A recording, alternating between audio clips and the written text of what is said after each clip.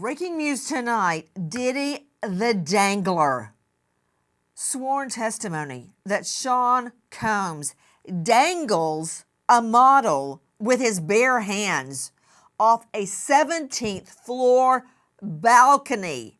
Her life precariously in the balance, and the jury reacts not in a good way. Good evening. I'm Nancy Grace. This is Crime Stories, and I want to thank you for being with us.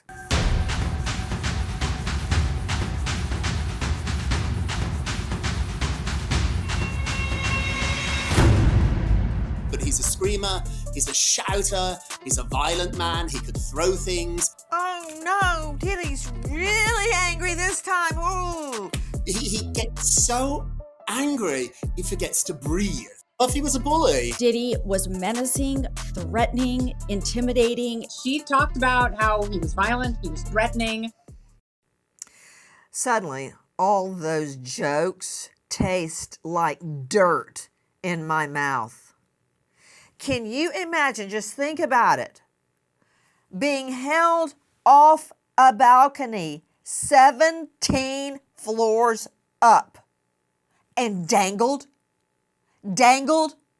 This is different from the beatings that we've heard about, the kickings, the beatings, the draggings by somebody's hair, the threats, the broken arms slammed in a door.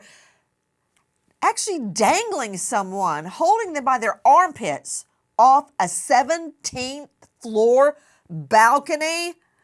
Joining us an all-star panel, but first, I want to go straight out to the Monaghan Federal Courthouse. Standing by is investigative reporter Lauren Conlon, star of Pop Crime TV. Well, Lauren, the jury finally hears what we heard about rumors of months ago, the balcony dangling incident. What happened?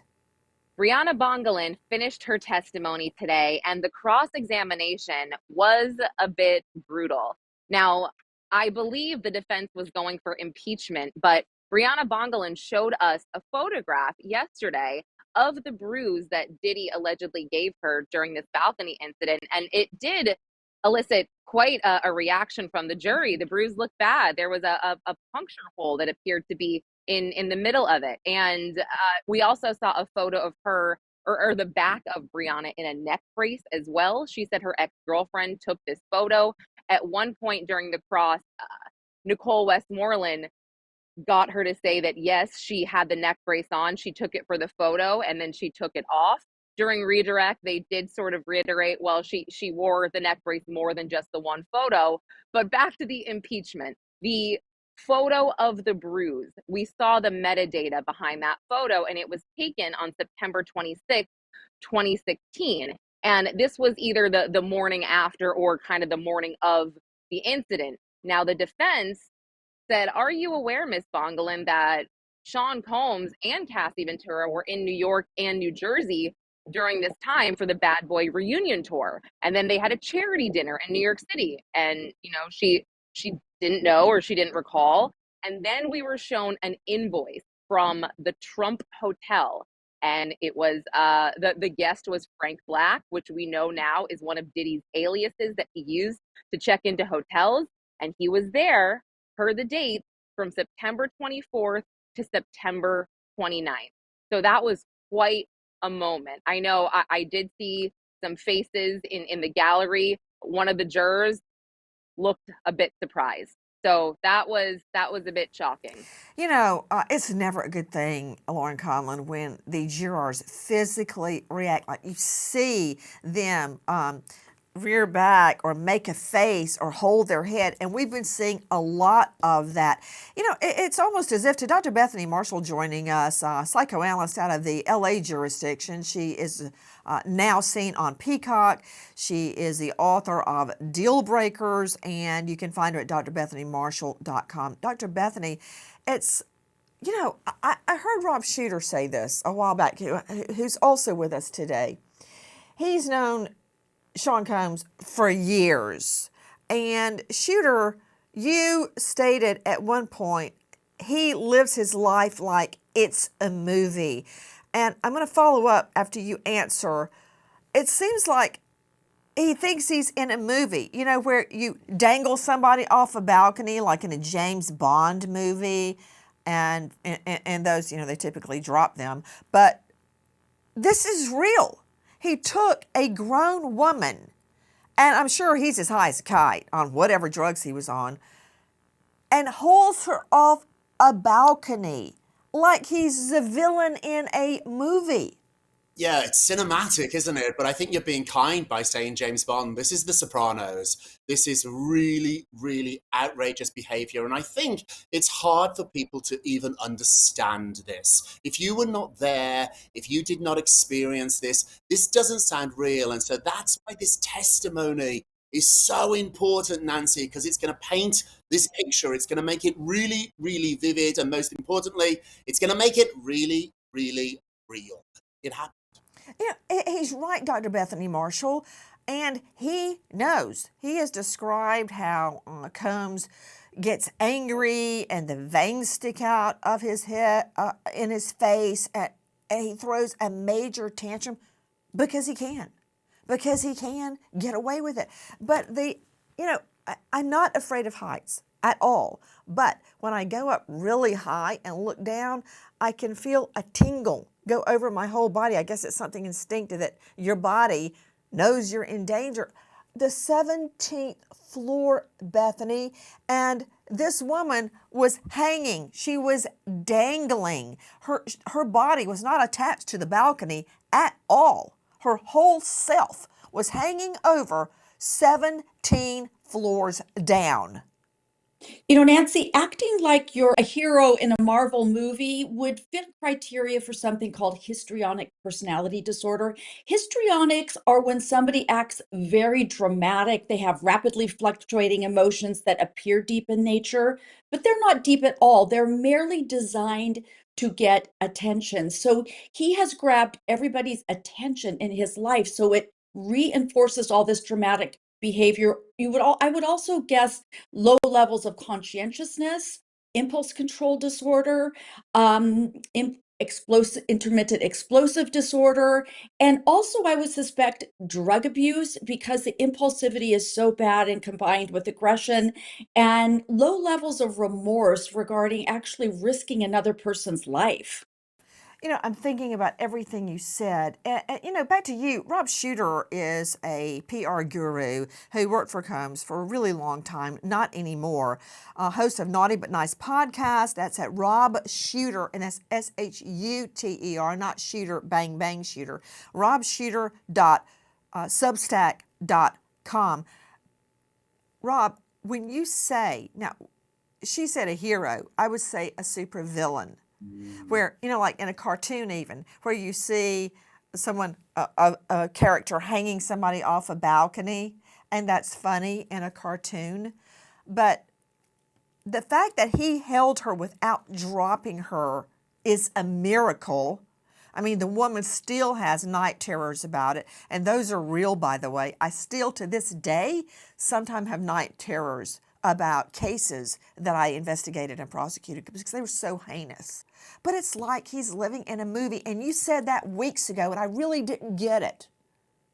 Yeah, absolutely, Nancy. He plots his life out, not only that it's one big movie, but almost like it's different episodes. Throughout the day, his schedule is every hour. And I remember he once said to me, you can start over every hour. A lot of people, if you're having a bad day, you wait until tomorrow to start over. Not Puff. Every time there's a new hour, it's a new chapter in the life of Diddy, and what happened before doesn't matter. It's what happens right now. It's a really odd skill that he has, but it's a skill that has served him very well until now. But you know what, Rob Shooter? I think that in court right now, it's just another episode for him.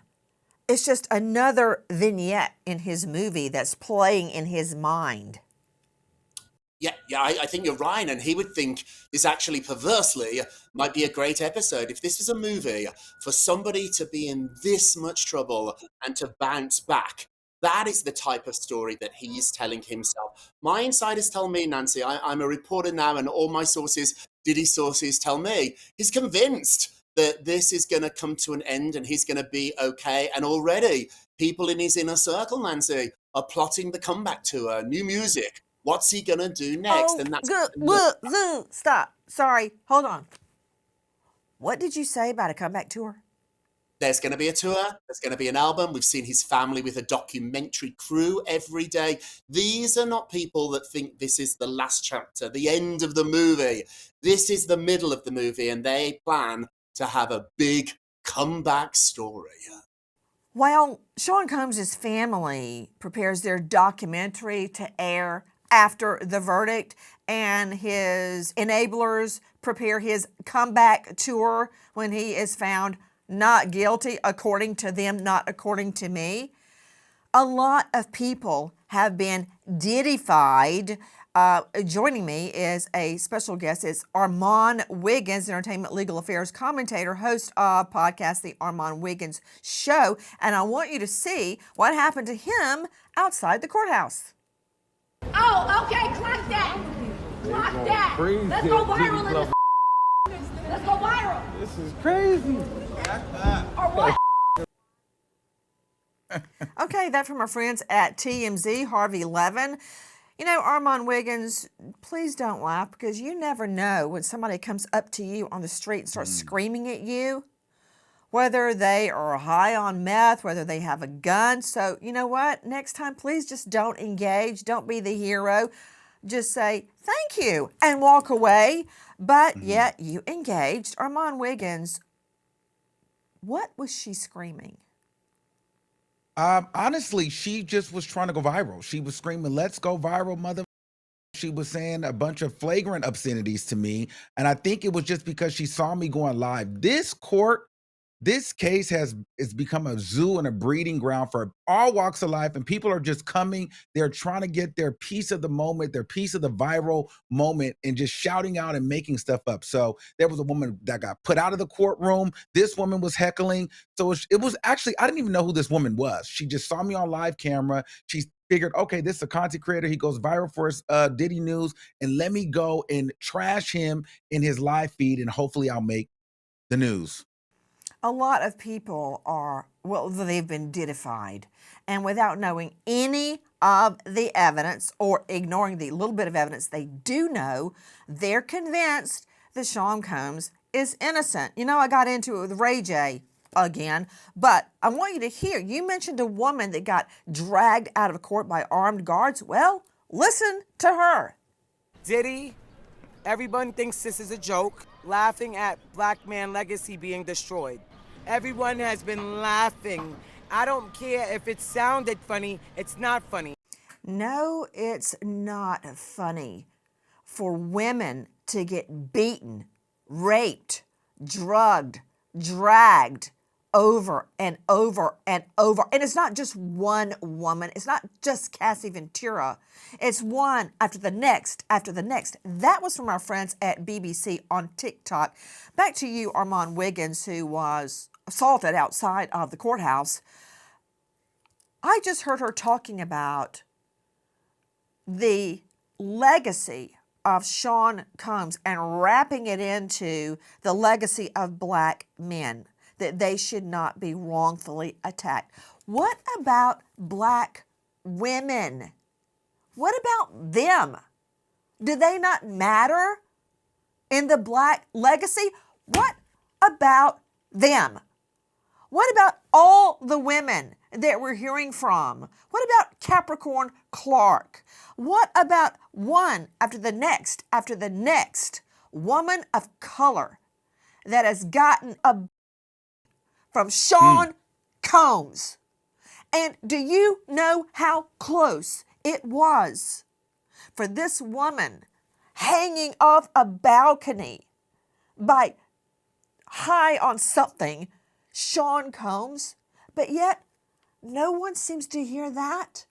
What about these women and the legacy of Sean Combs? Are you kidding me? It sounds like exactly what Ray J and I were arguing about on TMZ. You're saying the same thing. He's not crazy. Regards to the women, I think that the prosecution is doing a great job, because one thing that we cannot get around is whenever they played that video and when they got into that forensic audio and video and you saw Cassie being yoked up and dragged, I don't care what you're talking about as far as Diddy's legacy. You have a heart, you have an emotion, and you feel every blow, every kick. And so I think that everybody in that room, man, woman, child, they felt that. And there's no way that he's getting around that. And the prosecution makes sure every day they play that video, just in case you may have forgotten what we're really here for. Please join us on our mission to find missing people, especially children, to solve unsolved homicides. If you're on the go, catch us on your favorite podcast app, where you can get all of our content, where we, in our own way, seek justice. He had a lot of money. He liked to flash it around. He wanted to get free clothes, free dinners, free tickets if he went out to clubs, restaurants. A designer scarf, think Hermes, if I'm even saying that correctly, was used as a wick. But he is benefiting quite a bit from this. He is taking business deals, the sale of his clothing, his perfume, everything. There were bags and bags and bags of designer clothing that he'd never worn, that was just sitting there. It's a life of excess.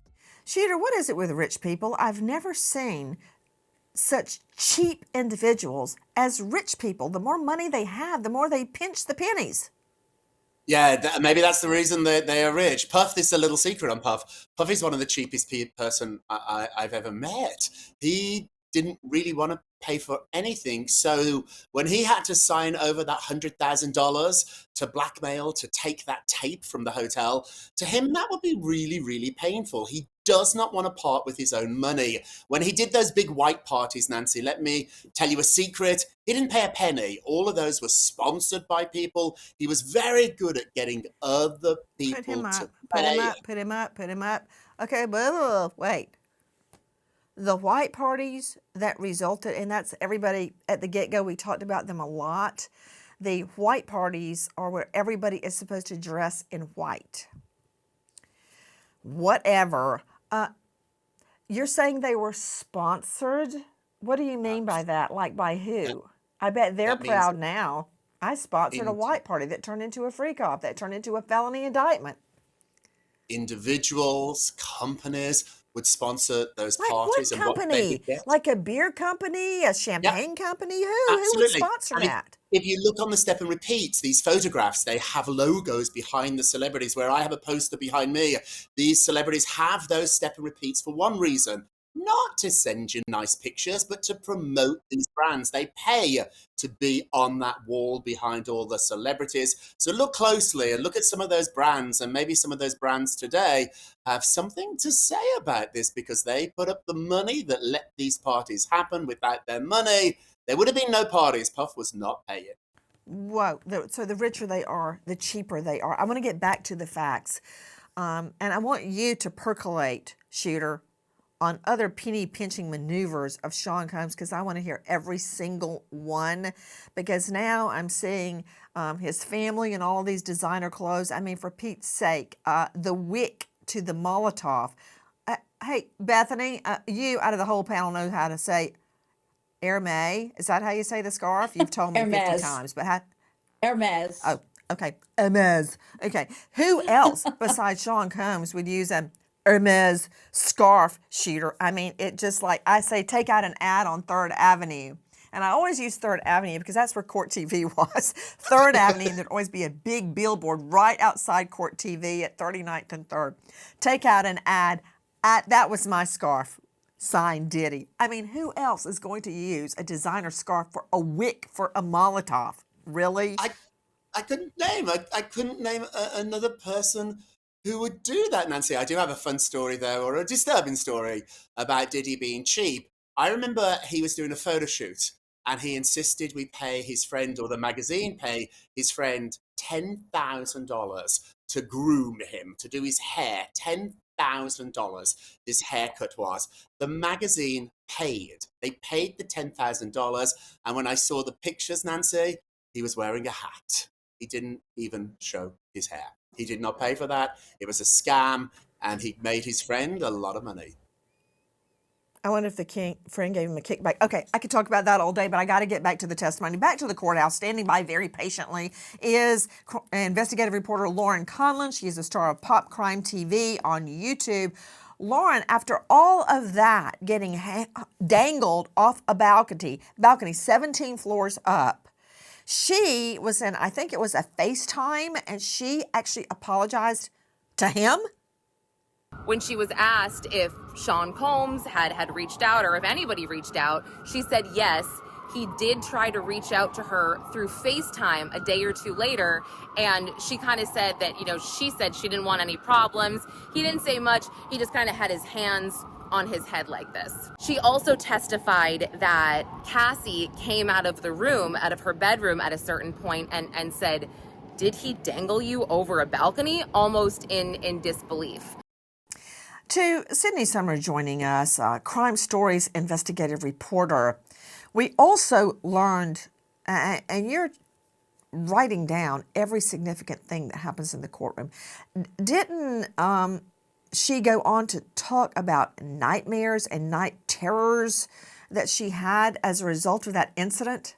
Absolutely, Nancy. She said that she would wake up screaming, or her partner would overhear her screaming in her sleep, and this is something that has severely affected her going forward. She says over time that PTSD has seemed to lessen a little bit, but it took a very long time to get back to a place of feeling secure. And she said she was terrified to go to police. She was so afraid of the violence escalating that she didn't want to report this or talk about it with anyone. Philip Dubé is joining me, veteran trial lawyer out of the LA jurisdiction. Dubé, we're seeing a whole nother animal right now. We've heard about beatings and draggings and yanking people by their hair and kicking them. And that's something that a lot of people see. Whether it's in the movies, whether they've seen it in real life, but dangling someone off a 17th floor balcony, that's a whole nother thing that really can't be made up. No, of course not. But how I would play it if I were his counsel is, like you said earlier, is it real or is it just real testimony?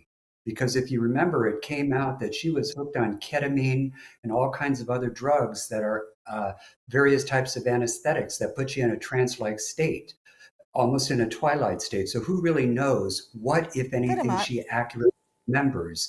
And it is not. If she and Cassie were doing drugs, where do you think they got those drugs, Dubé? Let's give him that. From Combs. Let's really pretend he was plying them with dope. It is not his MO to be defenestrating people. It's just simply not the case. But I think better yet, is that just because he is in a respondeat superior mob boss, he can be acting in his individual maniacal capacity unmedicated. That does not fall under RICO. It falls under state crimes, and the statutes of limitation have run. So what the feds are doing is they're using RICO as an end run around the state statute of limitations that local DAs blew. Okay, you know what's interesting? I'm going to try to pretend I didn't hear anything Dubé just said because it was like blah, blah, blah, blah. Lynn Shaw is joining me, founder and director of Lynn's Warriors, committed to ending sex abuse and sex trafficking on women and girls. You know what?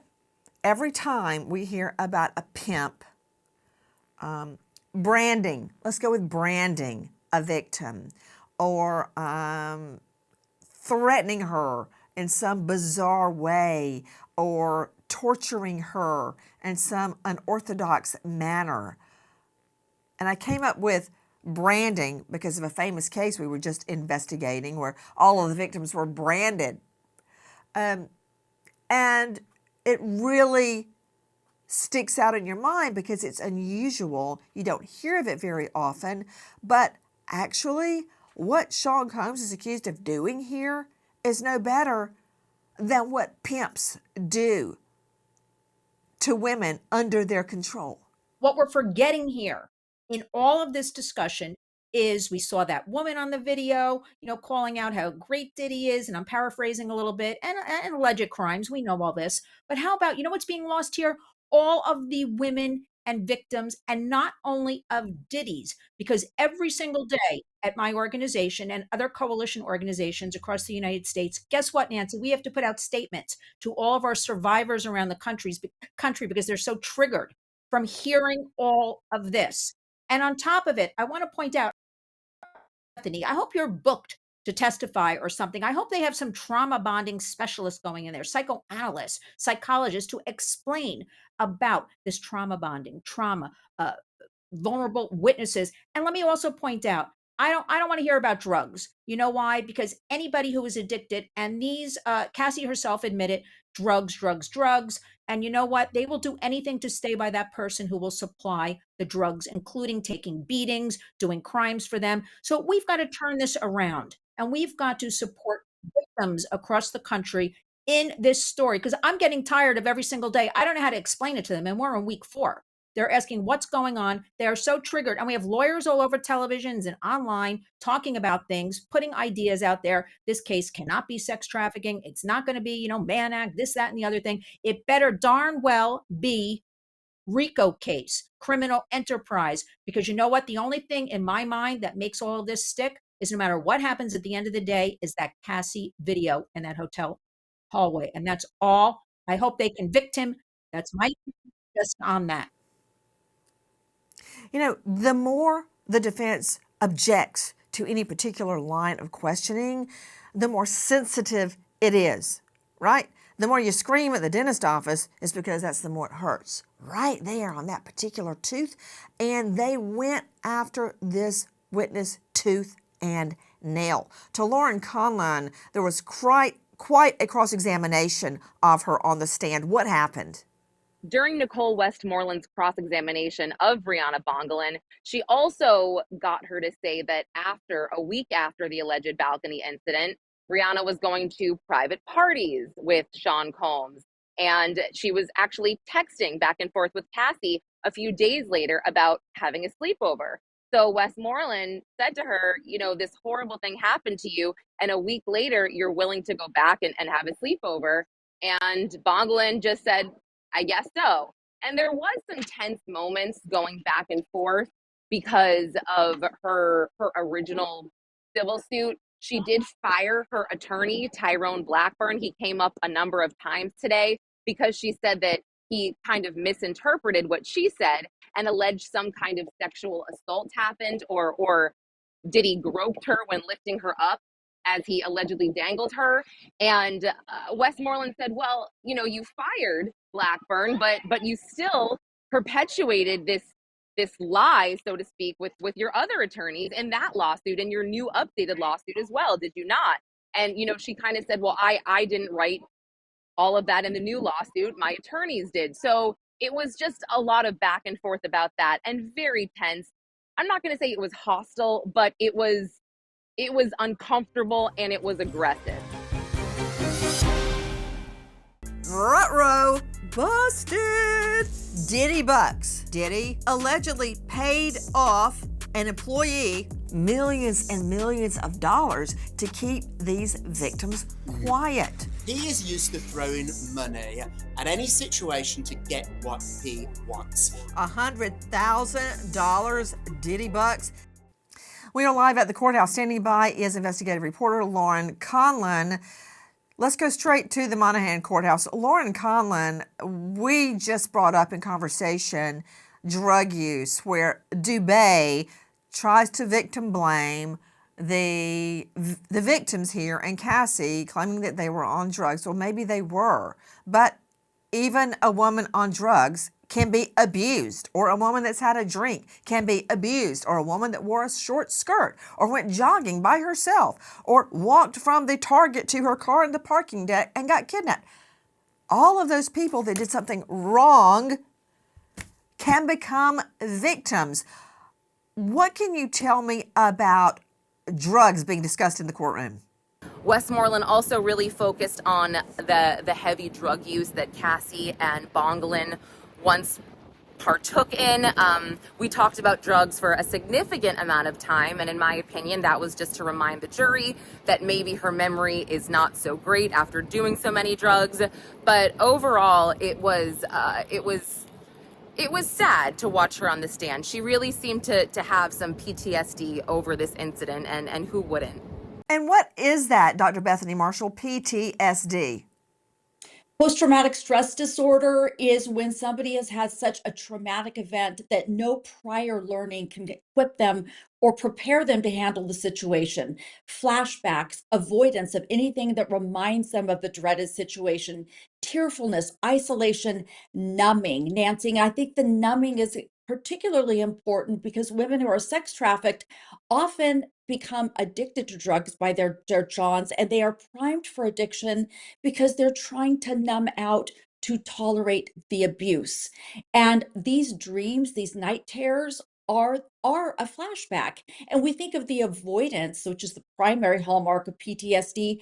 These women are primed to go through the rest of their life avoiding relationships, conflict, anything that could remind them of all the trauma and the abuse that they suffered. Speaking of drugs, whatever happened to the drug mule that allegedly worked for Sean Combs? Where is he in this scenario? Listen.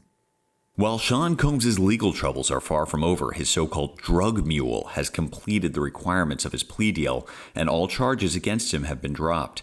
Brendan Paul faced charges for possession of both cocaine and marijuana when he was caught with the substances on Diddy's private jet back in March.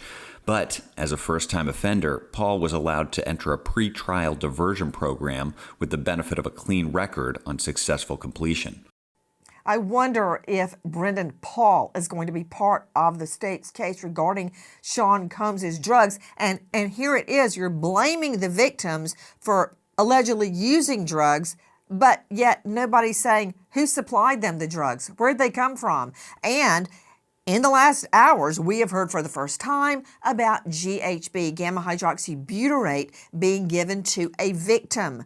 We heard that at the get-go when this was all just swirling as gossip. Speaking of drugs, no one can get out of their mind the mansion raid video. This is from our friends at TMZ. Now, isn't it true, Sydney Sumner, drugs were found during the raid? Yes, Nancy, there were a good number of drugs recovered from Sean Diddy Combs' Miami mansions. Now, this property is actually two separate houses that Sean Combs has combined into one large estate. And there were pills, powders, and my personal favorite was a giant green trunk that had Diddy written on the side of it that was stock full of marijuana and marijuana associated products. Yeah, it even said Diddy on it. Okay, who's going to claim, oh, that's not mine? It has his name on it, for Pete's sake. I mean, how vain, Rob Shooter. You got your drug bag with your name engraved on it, really? Stupid, absolutely stupid. Now, I was looking at that footage though.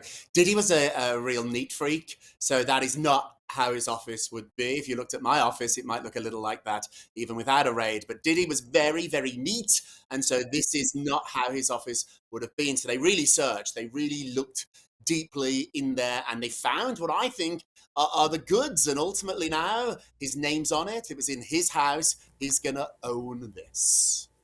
Okay, so, hey, look at all those tennis shoes. Man, that's thousands and thousands of dollars. Again, this is from our friends at TMZ, my friend Harvey Levin.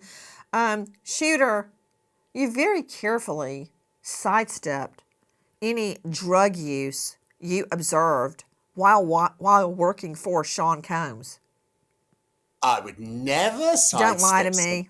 You, Nancy Grace, I would tell you everything. Anything you want, ask away. Combs used drugs? I would guess yes. I didn't see him do drugs. There were times when I was with him when he was erratic. When he was, I really didn't. And there was times when you'd get really odd texts, emails from him. And now looking back, I'm assuming that those times he was on drugs. I didn't see him do drugs. And I guess part of it is, Shooter, that when you saw him, it was for like a photo shoot or completing his, videography, everything that he was doing. But it's very hard when you're hooked on drugs to separate it. As a matter of fact, I wonder if you somehow missed this, Shooter, that Louis Vuitton bag Sean Combs carried with him everywhere. It was stuffed with Viagra and some really potent form of Viagra. Advil, water pills to increase his count, cash, Percocet, it goes on and on. Stuffed with it. His Louis Vuitton bag. And we went everywhere with drugs. Yet now we're hearing an attack on the victims because they may have used drugs. The hypocrisy is not lost on me. He did travel with a bag. His assistant always had a bag. I assumed it was grooming products. I really did. I sound stupid and naive about it, but I didn't know that this it was bag Viagra and Astroglide, man. Viagra and Astroglide. To the courthouse standing by, Lauren Conlon. Lauren, we also heard in detail from a videographer, video expert, Frank Piazza. What happened? We heard from the government expert, Frank Piazza, who works for legal and audio video. He's a forensic video expert. And essentially his testimony for the government was that he put together the surveillance footage from the Intercontinental Hotel and the cell phone footage that we've seen previously. He put this together chronologically. He described why certain things happen, why sometimes the timestamps skip ahead. He said that sometimes there are, 30 frames in a second, but we're seeing 22. He explained that, when we are looking at this, he inserted black spots or a black screen when seconds were skipped. And these seconds were skipped due to motion sensors and all of that type of forensic video stuff that a lot of us don't understand, but we were really trying to. But essentially, he wanted us to know that really nothing was altered, and the video is a good depiction of what we saw in the hallway on March 5th, 2016, which of course is the infamous video of Cassie being tragically beaten. And Lauren Cullen, of course, that did not stop the defense from a vigorous cross-examination, right? What happened? When Tenny Garagos did the cross-examination, she just wanted to point out certain things that maybe skipped ahead too much. There were 5-second differences in certain frames because the motion sensor wasn't picking up on any motion. So, for example, we saw Diddy, a bag was in his hand and then the bag was dropped. And this happened because 5 seconds were skipped because of, again, a motion sensor. So she just wanted to make it clear that certain angles we saw in this video, things weren't quite as fast moving as it would seem because of certain just issues, because of the way that the surveillance footage was shot. It was an older system at the time. And again, that testimony, I think a lot of us were really focused on trying to understand it, as well as the jury.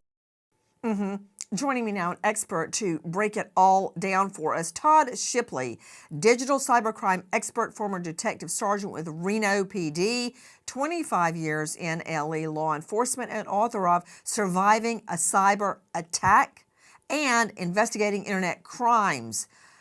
Thank you for being with us. You can find him at Dark Intel Info. Todd Shipley, what is she saying? What were they trying to do on the stand? Well, the prosecution was trying to introduce the film that was a video recording of a video recording of what occurred. And so they successfully got it in. The testimony wasn't really rebutted, although the defense tried to set up that there was some issues with the film itself and the timestamps, but all that was clearly defined and identified by the witness to say that it's normal behavior because of how the film was made, which was a iPhone video of another video. And so they were able to get it, clearly introduced, and it's going to be damning evidence, along with all the other, potential evidence that exists, because there's 90 pieces of digital evidence that are going to come in that the FBI has taken. Where do you get the number 90 pieces? Well, it's been reported in the news that there's that many pieces of evidence that were taken from the various search warrants of his properties. So we'll see whether that all comes out and whether how much of it gets introduced. But there's a lot of digital evidence potentially in this case to reflect on what occurred.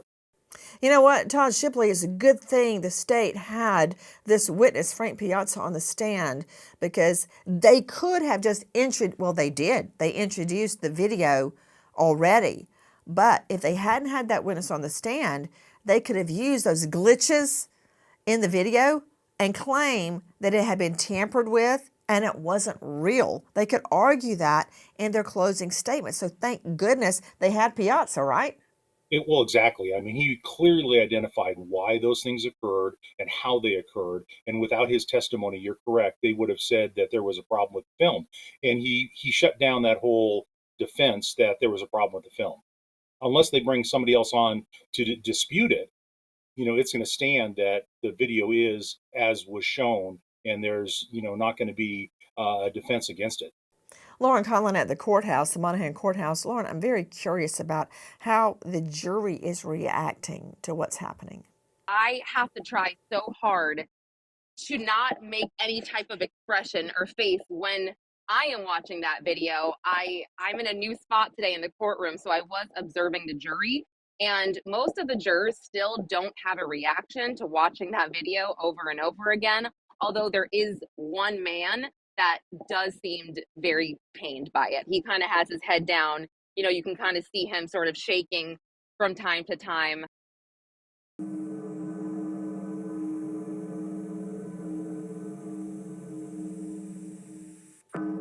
You hear that, Dubé? It's the death knell.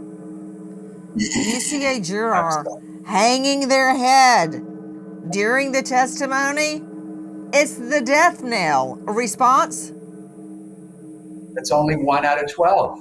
Remember, you got to get a dozen or a baker's dozen, assuming you get one kicked and have to put in an alternate. One does not get you a verdict, period. If anything, that would be a defense win.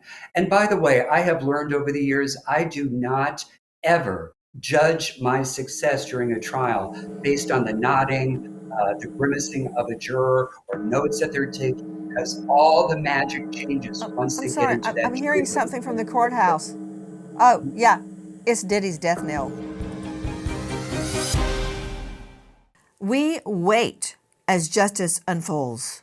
And now we remember an American hero, Sergeant Floyd Miles, Charles City County Sheriff's Office, passed away in the line of duty and leaves behind grieving wife Denise and children Stephen, Rashad, and Taquan. American hero, Floyd Miles. Thank you to our guests, but especially to you for being with us. Nancy Gray signing off. I'll see you tomorrow night, 6 and 9 o'clock sharp Eastern. And until then, good night, friend.